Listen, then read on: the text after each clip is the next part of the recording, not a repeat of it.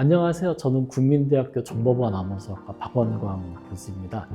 제가 연구하는 분야는 응용수학의 한 분야의 영문제라고 하고요. 최근에는 이제 마이크로파 이미징에 대한 수학적 이론 정립에 대한 연구를 집중적으로 수행하고 있습니다.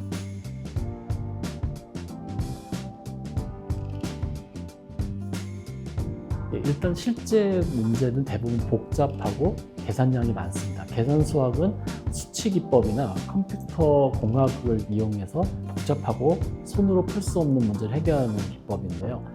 계산과학 연구실은 영문제 해결을 위한 알고리즘 개발, 그리고 거기에 따른 제한점, 그리고 개선 방안을 찾을 수 있는 수학적 이론의 정립에 대한 연구를 수행하고 있습니다.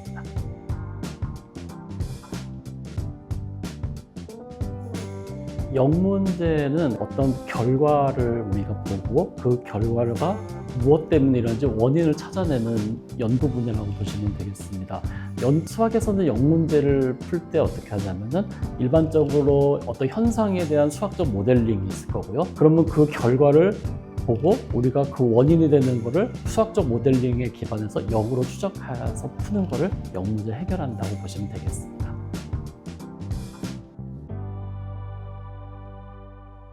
마이크로파는 300MHz에서 300GHz 사이의 전자기파의 한 일종인데요. 가시광선보다 파장이 좀 긴 특성을 가지고 있습니다. 물질을 통과하는 매우 중요한 성질이 있어서 우리가 눈으로 내부를 볼 수 없을 때 마이크로파를 투과해서 산란 현상이 일어나면 그 산란 현상을 갖고 우리가 수학적으로 산란 현상이 왜 일어나는지를 거꾸로 추적하는 것이라고 보겠습니다. 마이크로파는 실제 우리 생활에서 와이파이 신호라든가 레이더 그리고 전자레인지 등에서 사용하기 때문에 우리 생활에 매우 친숙하고 매우 안전해서 많은 연구자들이 관심 있게 진행하고 있는 연구 분야입니다.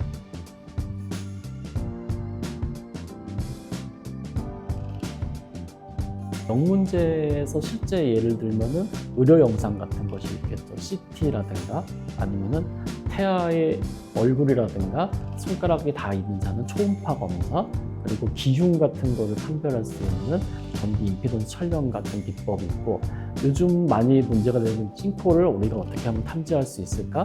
그리고 교량이 무너지면 안 되니까 이상을 어떻게 탐지할 수 있을까? 이런 모든 것들은 다 영문제 해결에 속하고, 이런 영문제 해결하기 위해서는 계산과학이 필요합니다. 이런 관련 분야가 발전되면 우리는 좀 더 안전하고 좀 더 행복하게 삶의 질이 향상된다는 것을 저는 말씀드리고 싶습니다.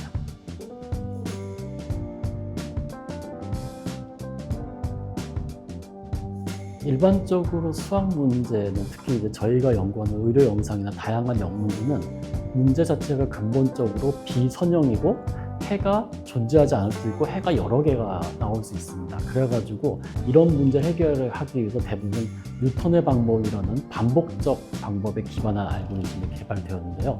문제는 이 방법이 계산량이 매우 많고 시간이 굉장히 오래 걸리고 그리고 적절한 항을 추가해줘야 되는 그런 여러 가지 어려움이 있습니다.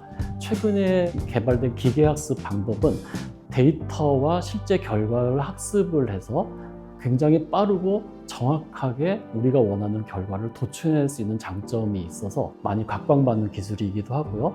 그리고 우리가 실제로 연구를 진행하다 보면 충분히 많은 수의 데이터를 확보할 수 있어야 되는데 실제로는 그렇지 않은 경우가 대부분입니다. 그러면은 최근에 기계학습에서 개발된 데이터 생성이라든가 물리적 기반, 피직스 인폼드 뉴럴 네트워크라든가 이런 기법을 적용하면은 굉장히 많은 문제를 손쉽고 빠르고 정확하게 풀 수 있다는 것이 세계에서는 널리 알려져 있습니다. 저희가 볼 때는 이런 기계학습 방법이 현재 영문제를 풀 수 있는데 많은 가능성을 내포하고, 그래서 앞으로도 충분히 기계학습이 많이 필요할 것이라고 예상하고 있습니다.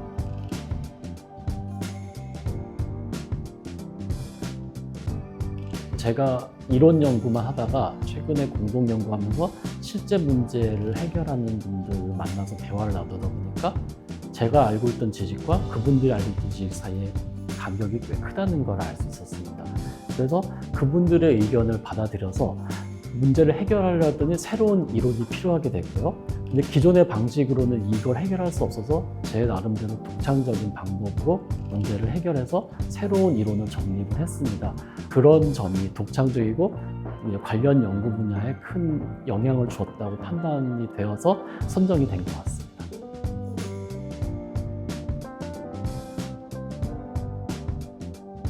교육자 입장에서 리처드 파인먼께서 이런 말씀하신 적이 있습니다. 당신이 알고 있는 지식을 설명할 때 상대방이 이해할 수 있도록 설명을 할 수 있어야 된다. 학생이 못 알아듣게 하는 건 그건 당신이 그걸 모르는 것이다 라고 했거든요. 저도 마찬가지로 최대한 쉽고 이해하기 편하게 노력을 하고 있고, 이론을 가르칠 때도 이 이론이 실제 상황에서 어떻게 사용되고 있는지 이런 부분을 중점적으로 설명하기 위해서 많이 노력을 하고 있습니다. 그리고 제가 학생들에게 바라는 것은, 세상에 수학은 추상적이고 굉장히 복잡한 내용이 많이 있기 때문에 많이 힘들고 고통스럽다고도 끊임없이 생각하고 끊임없이 노력하는 자세, 그리고 학점을 따기 위한 공부가 아니라 내가 지식을 얻기 위한 공부를 했으면 좋겠고, 가급적이면 기타 인터넷이나 다른 데서 해답을 찾지 말고 스스로 생각해서 스스로의 답을 찾아나가는 과정, 이런 과정을 가급적이면 많이 거쳤으면 좋겠습니다.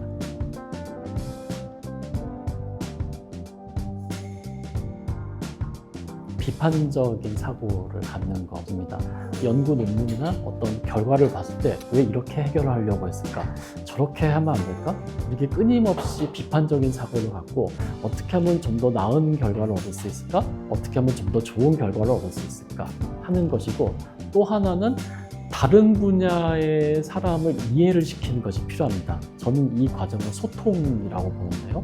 소통을 위해서는 좀 더 우리가 대학 수준의 수학 이론으로 설명할 수 있는 능력, 그리고 소통 능력을 키우다 보니까는 서로의 관심사가 맞아서 제한점을 알게 되고 그거에 대한 공동 연구를 수행할 수 있게 되었습니다. 그래서 이런 관점에서 볼 때 저는 항상 왜라는 비판적 사고와, 그리고 타인과 같이 대화할 수 있는, 열린 마음을 갖고 대화할 수 있는 소통이 가장 중요하다고 생각합니다.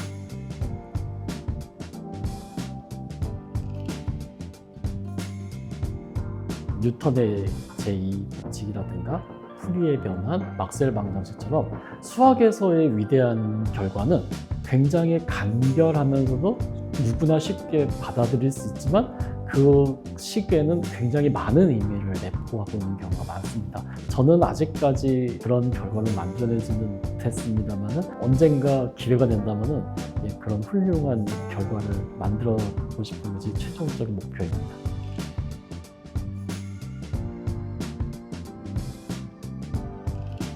수학을 공부하다 보면 한 번에 문제가 풀리는 경우는 없습니다. 그리고 문제를 어떻게 풀어야 되는지 모르는 경우도 상당히 많고요. 그래가지고 대부분 한두 번 해보고 포기하는 경우가 굉장히 많거든요.